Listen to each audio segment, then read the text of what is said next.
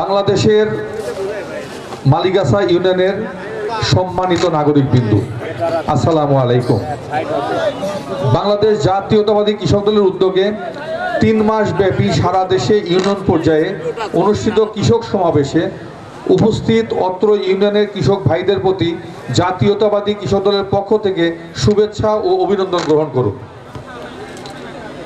প্রিয় ভাইরা, লক্ষ লক্ষ শহীদের রক্তের বিনিময়ে অর্জিত স্বাধীনতার পর এক মহা সংকটে নিপতিত হয় আমাদের এই প্রিয় মাতৃভূমি। সুজলা সুফলা শস্য শ্যামলা আমাদের এই উর্বরা বাংলাদেশ শুরুতেই আওয়ামী দুঃশাসনের কবলে পড়ে দুর্ভিক্ষে নিপতিত হয়। 1975 সালের পট পরিবর্তনের পর সিপাহী জনতার বিপ্লবের মধ্য দিয়ে জিয়াউর রহমান দেশ ও দেশের মানুষের প্রয়োজনে দায়িত্বভার গ্রহণ করেন।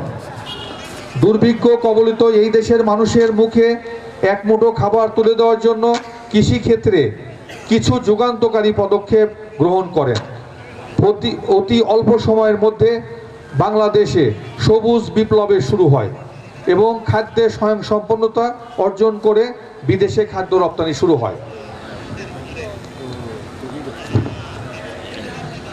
শহীদ প্রেসিডেন্ট জিয়াউর রহমান ওনার জীবন দশায় যে সমস্ত কৃষিতে অবদান রেখে গেছেন তার আমি 2-1টি মাত্র আপনাদের সামনে উল্লেখ করছি।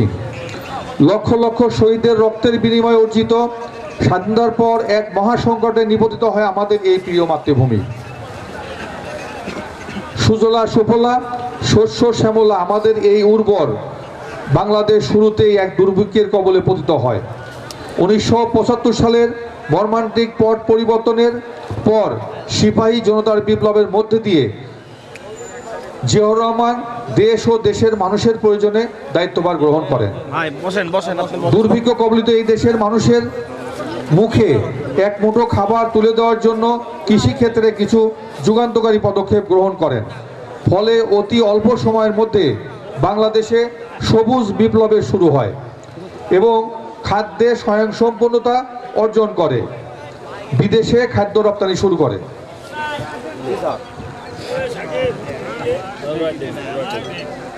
ওনার সময়ে উনি বিশেষ ঋণ কর্মসূচি চালু করেন। ক্ষুদ্র ও প্রান্তিক কৃষক যেন কৃষি উৎপাদনে অবদান রাখতে পারে সেজন্য 1977 সালের ফেব্রুয়ারি মাসে কোনো জামানত ছাড়াই 100 কোটি টাকার একটি বিশেষ ঋণ কর্মসূচি প্রণয়ন করেন শহীদ প্রেসিডেন্ট জিয়াউর রহমান।